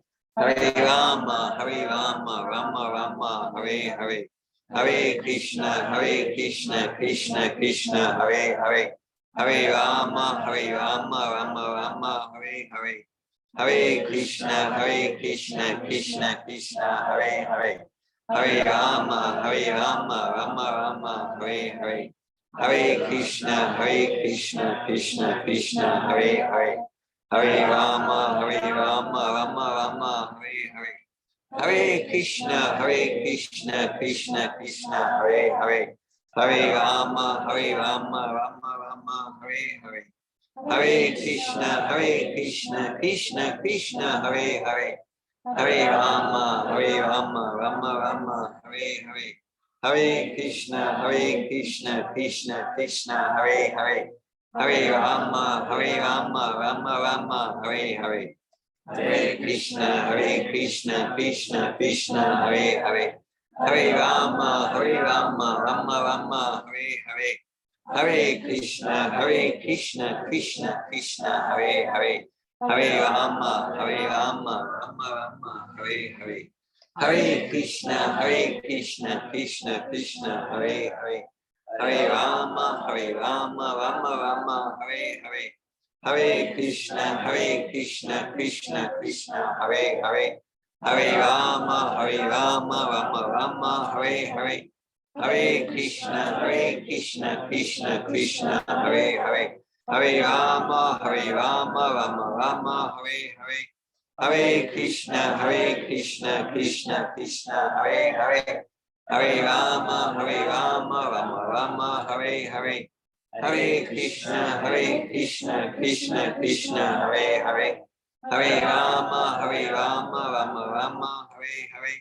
Hare Krishna, Krishna Krishna, Hare Hare. Hare Rama, Rama Rama, Hare Hare. Hare Krishna, Krishna Krishna, Hare Hare. Hare Rama, Rama Rama, Hare Hare. Hare Krishna, Krishna Krishna, Hare Hare. Hare Rama, Rama Rama, Hare Hare. Hare Krishna, Krishna Krishna, Hare Hare. Hare Rama, Rama Rama, Hare Hare. Hare Krishna, Krishna Krishna, Hare Hare.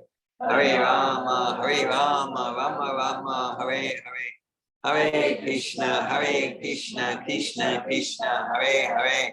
Hare Rama, Rama Rama, Hare Hare.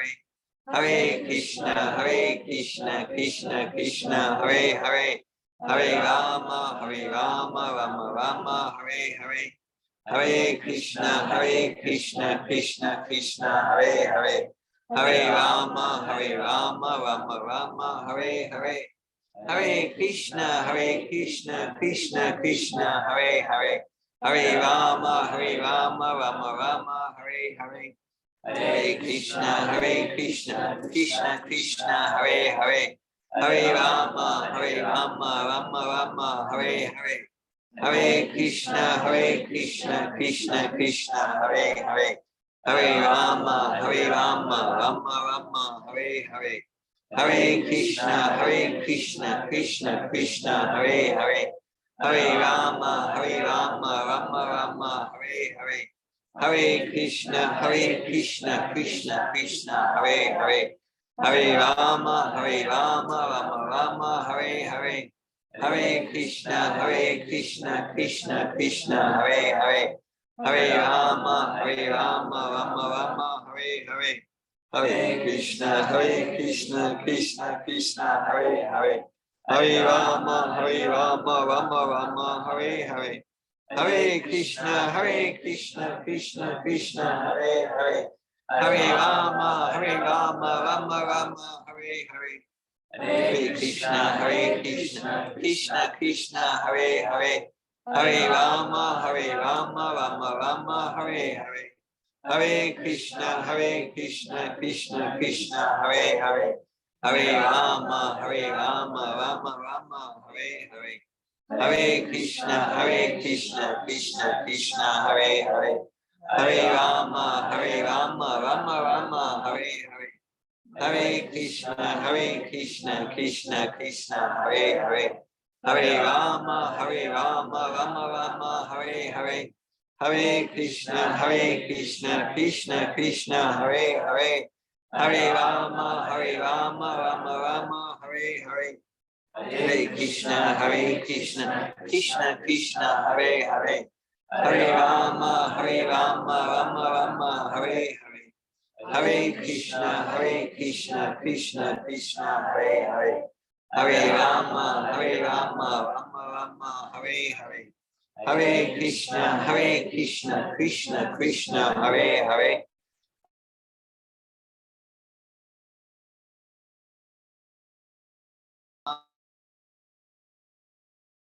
Krishna Krishna, Hare Hare, Hare Rama, Rama Rama, Hare Hare, Hare Krishna, Krishna Krishna, Hare Hare, Hare Rama, Rama Rama, Hare Hare, Hare Krishna, Krishna Krishna, Hare Hare, Hare Rama, Rama Rama, Hare Hare, Hare Krishna, Krishna Krishna, Hare Hare, Hare Rama, Rama Rama, Hare Hare, Hare Krishna, Krishna Krishna, Hare Hare, Hare Rama, Rama Rama, Hare Hare, Hare Krishna, Krishna Krishna, Hare Hare, Hare Rama, Rama Rama, Hare Hare, Hare Krishna, Krishna Krishna, Hare Hare, Hare Rama, Rama Rama, Hare Hare, Hare Krishna, Krishna Krishna, Hare Hare, Hare Rama, Rama Rama, Hare Hare, Hare Krishna, Krishna Krishna, Hare Hare, Hare Rama, Rama Rama, Hare Hare, Hare Krishna, Krishna Krishna, Hare Hare, Hare Rama, Rama Rama, Hare Hare, Hare Krishna, Krishna Krishna, Hare Hare, Hare Rama, Rama Rama, Hare Hare, Hare Krishna, Krishna Krishna, Hare Hare, Hare Rama, Rama Rama, Hare Hare, Hare Krishna, Krishna Krishna, Hare Hare, Hare Rama, Rama Rama, Hare Hare, Hare Krishna, Krishna Krishna, Hare Hare, Hare Rama, Rama Rama, Hare Hare, Hare Krishna, Krishna Krishna, Hare Hare, Hare Rama, Rama Rama, Hare Hare, Hare Krishna, Krishna Krishna, Hare Hare, Hare Rama, Rama Rama, Hare Hare, Hare Krishna, Krishna Krishna, Hare Hare, Hare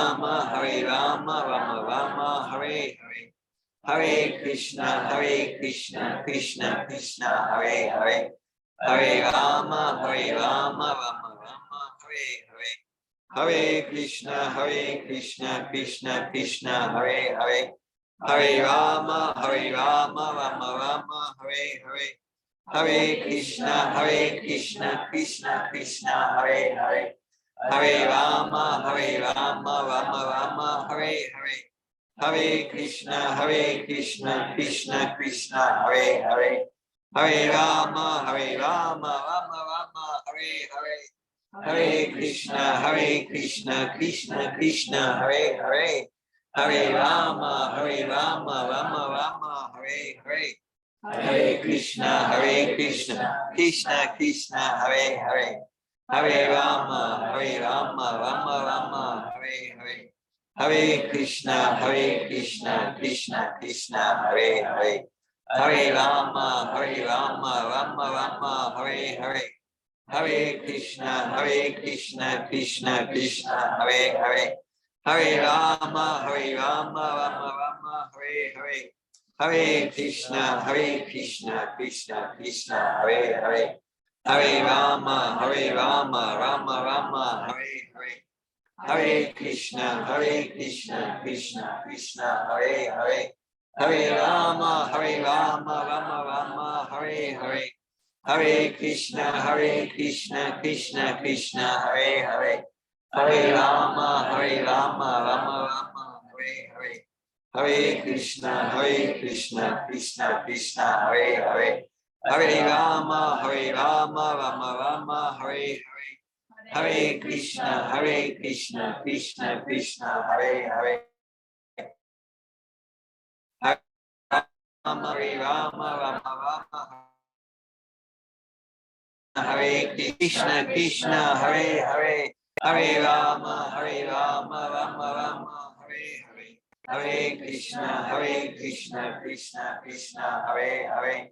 Hare Rama, Rama Rama, Hare Hare. Hare Krishna, Krishna, Hare Hare. Hare Rama, Rama Rama, Hare Hare. Hare Krishna, Krishna, Hare Hare. Hare Rama, Rama Rama, Hare Hare. Hare Krishna, Krishna, Hare Hare. Hare Rama, Rama Rama, Hare Hare. Hare Krishna, Krishna, Hare Hare. Hare Rama, Rama Rama, Hare Hare. Hare Krishna, Krishna, Hare Hare. Hare Rama, Rama Rama, Hare Hare. Hare Krishna, Krishna, Hare Hare. Hare Rama, Rama Rama, Hare Hare. Hare Krishna, Krishna, Hare Hare. Hare Rama, Rama Rama, Hare Hare. Hare Krishna, Krishna, Hare Hare. Hare Rama, Rama Rama, Hare Hare. Hare Krishna, Krishna, Hare Hare. Hare Rama, Rama Rama, Hare Hare. Hare Krishna, Krishna, Hare Hare. Hare Rama, Rama Rama, Hare Hare. Hare Krishna, Krishna, Hare Hare. Hare Rama, Rama Rama, Hare Hare. Hare Krishna, Krishna, Hare Hare. Hare Rama, Rama Rama, Hare Hare. Hare Krishna, Krishna, Hare Hare. Hare Rama, Rama Rama, Hare Hare. Hare Krishna, Krishna, Hare Hare. Hare Rama, Rama Rama, Hare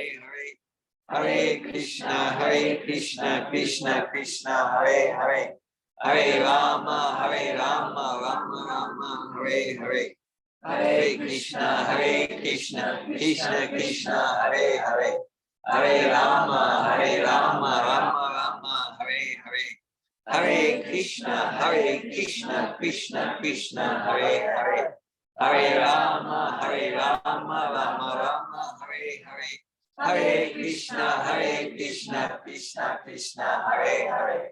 Hare Rama, Rama Rama, Hare Hare. Hare Krishna, Krishna, Hare Hare. Hare Rama, Rama Rama, Hare Hare. Hare Krishna, Krishna, Hare Hare. Hare Rama, Rama Rama, Hare Hare. Hare Krishna, Krishna, Hare Hare. Hare Rama, Rama Rama, Hare Hare. Hare Krishna, Krishna, Hare Hare. Hare Rama, Rama Rama, Hare Hare. Hare Krishna, Krishna, Hare Hare. Hare Rama, Rama Rama, Hare Hare. Hare Krishna, Krishna, Hare Hare. Hare Rama, Rama Rama, Hare Hare. Hare Krishna, Krishna, Hare Hare. Hare Rama, Rama Rama, Hare Hare. Hare Krishna, Krishna Krishna, Hare Hare, Hare Rama, Rama Rama, Hare Hare, Hare Krishna, Krishna Krishna, Hare Hare, Hare Rama, Rama Rama, Hare Hare, Hare Krishna, Krishna Krishna, Hare Hare, Hare Rama, Rama Rama, Hare Hare, Hare Krishna, Krishna Krishna, Hare Hare, Hare Rama, Rama Rama, Hare Hare, Hare Krishna, Krishna, Hare Hare, Hare Rama, Rama Rama, Hare Hare, Hare Krishna, Krishna Krishna, Hare Hare, Hare Rama, Rama Rama, Hare Hare.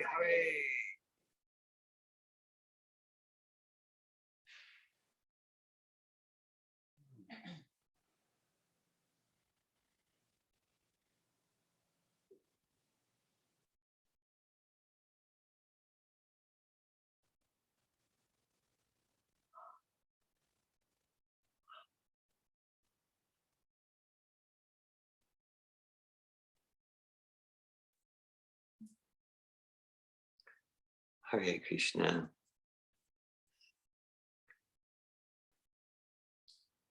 If anyone would like to briefly share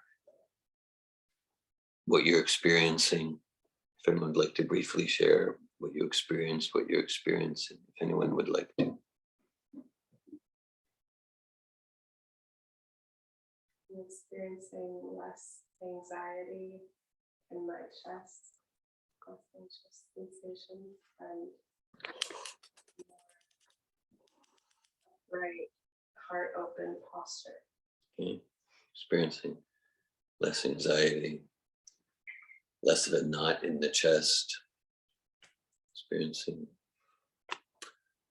even physically upright. Thank you, Stephanie.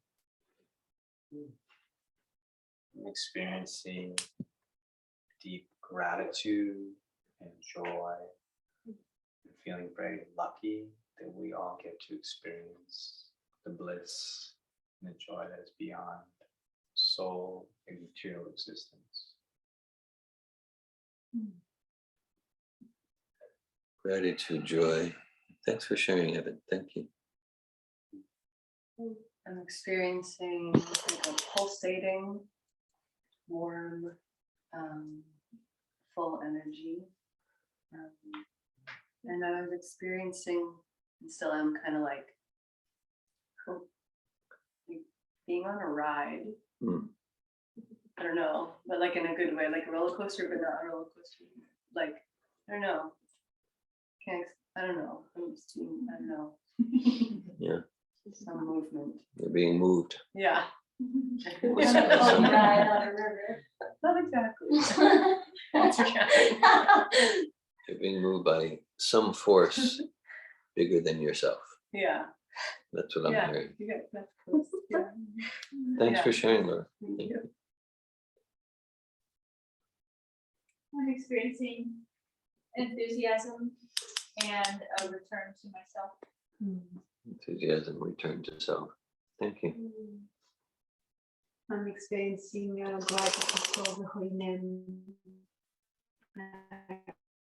feeling like a friend. Gratitude. Time with your best friend. Thanks for sharing, Laura. Experiencing feeling grounded, but slow at the same Yeah. time. I can relate with what you were saying about like I feel lighter in the chest, and just for me, after any kind of the chanting, just the fullness of the silence after that is so powerful for me. Like I don't want it to end, like I want it to go longer. This is not something that I do regularly, and I noticed when I was doing this, like I was compulsively yawning. Yeah. I don't know what that's about, but like I was like trying not to and trying to kind of control that, and I was like, well, it's happening about every other. Yes. Every other one. I'm not sure what that was about. It was interesting. Raya, thanks for sharing. Thanks for sharing what's happening for you. And glad to see you. Yeah.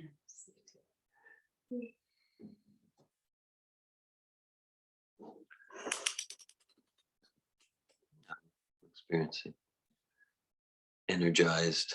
I'm experiencing joy. I'm experiencing connection.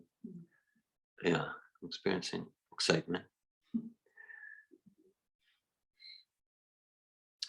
Yeah, so for myself, we talk about the process of bhakti yoga. So, this is the main cornerstone of my personal practice of this yoga process.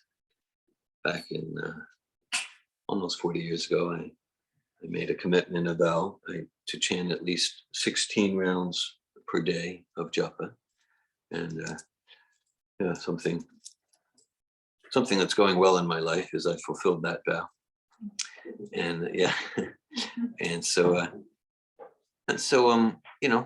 we can take this into our life as a practice. In the 16, it wasn't a random number. I'm following the authority of Bhaktivedanta Swami, who recommends even just chant one Maha Mantra, one name of God in this lifetime, and that's wonderful. So there's that. And he recommends that if we want to each day of our life make substantial progress out of the ocean of material existence towards the original consciousnly of the soul and love of God, and he recommends at least 16 rounds per day. Again, it's not an all or nothing thing. If we say, well, I'll chant 1 minute per day, I'll chant 1 round, but you can just consider to incorporate, to use the tool of commitment to incorporate this into your life. And you see, this is an internal process, historically speaking, maybe about 5,000 years ago, although chanting Hare Krishna is much before that. This process was rejuvenated about 500 years ago by Sri Chaitanya Mahaprabhu. He appeared in what's now called West Bengal. And he said, Nam namakri bahuda nija sarva shaktis tatrapitanyam tasmarini nakala. That Sanskrit term nakala means there's no rules or regulations.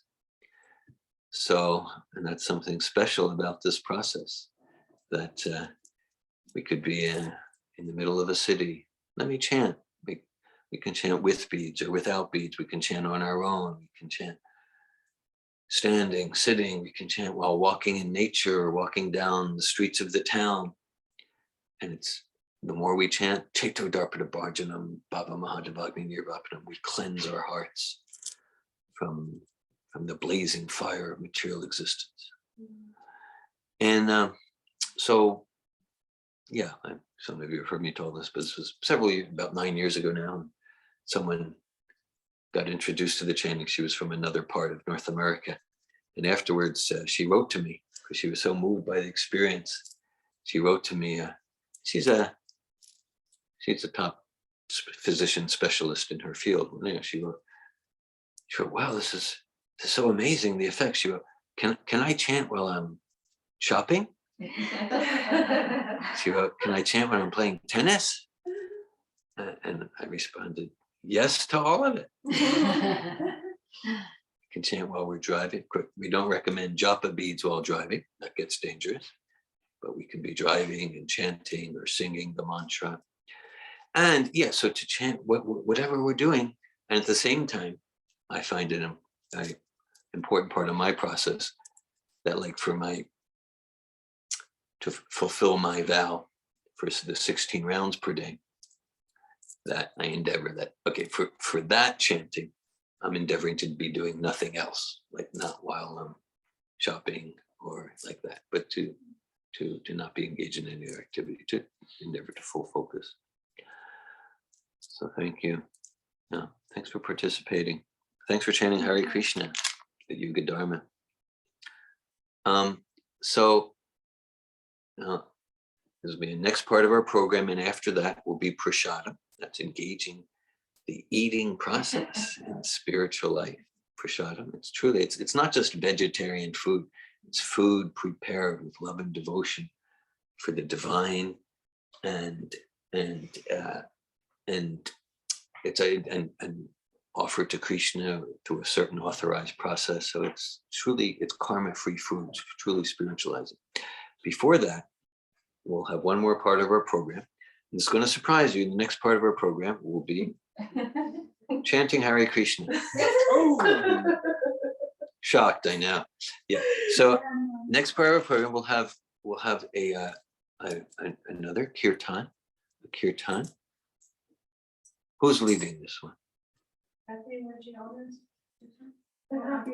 Okay, thank you. Krishna. Stephanie will lead. Jai. Wonderful. Beads? Yeah. Oh, you took it. And I'll see you. Yes, thank you. Yes. I have. Okay.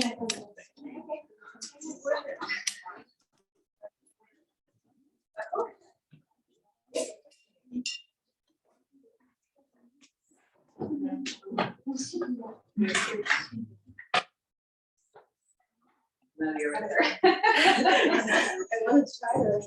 Close faces, but I also want everyone to sit. Okay, yeah.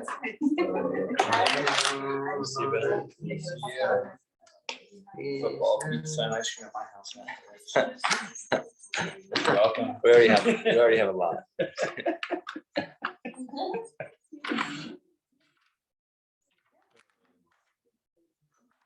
Good to see you. Thank you. Thanks, Dave.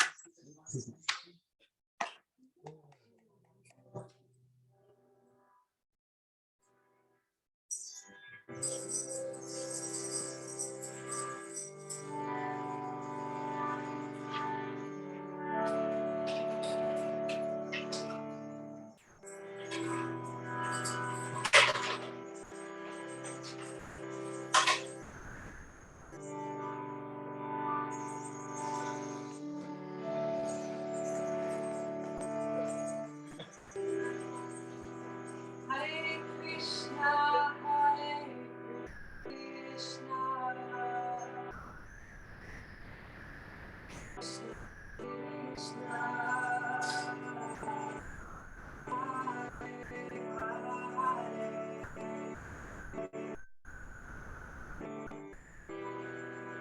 Hare Rama, Hare Rama,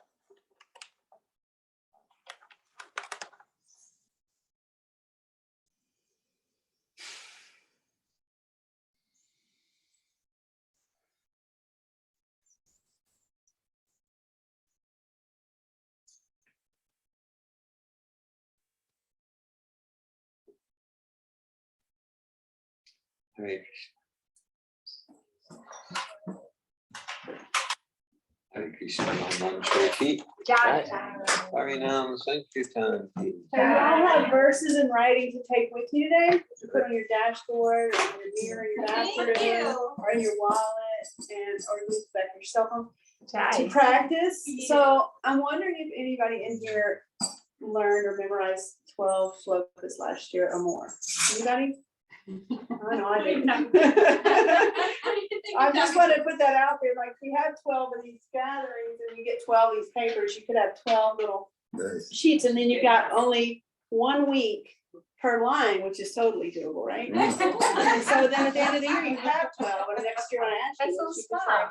you could say, I've got 12 already down. That's so Right? smart. If you're inclined to, if not, you can just look at the translation and remember this class and get some knowledge from that. But Nice. I'm open to starting a shloka class where we learn one a month. That's so doable. It's so easy, right? Yes. Anybody can do that. Even Alan, you could even do that from Texas. That's right.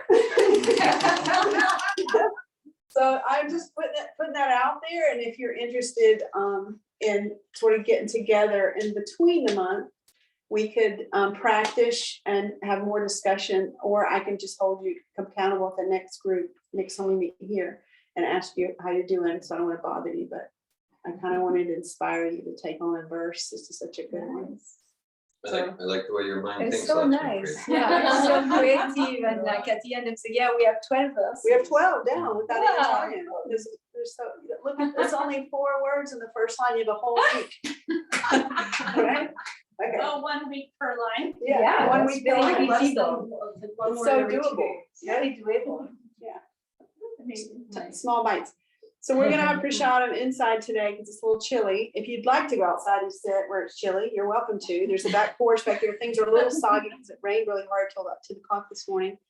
And then, so if I would like 3 helpers in the kitchen, and I think I know who they are, and I think they know who they are. And then the rest of you guys, there's a bathroom in room number 1, which is right when you come in the door. If anybody wants to wash up, the girls are staying in there, but you're welcome to go in there and wash your hands. And there's also one in the hallway. And just chill out, get to know each other. And where do you serve? Like, where do we?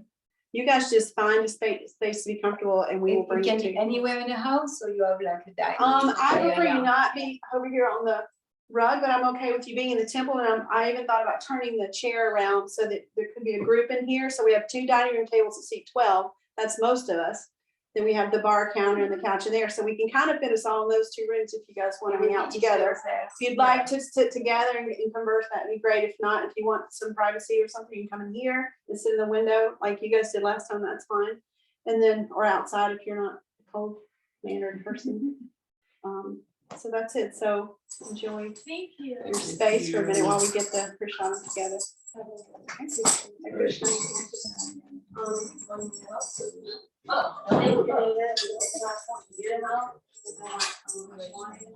Yeah. Huh? Yeah. So great. Yeah.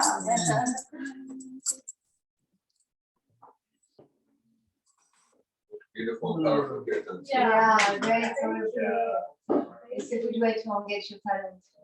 It's the best way, Yeah, every time anyway with your talent, you do.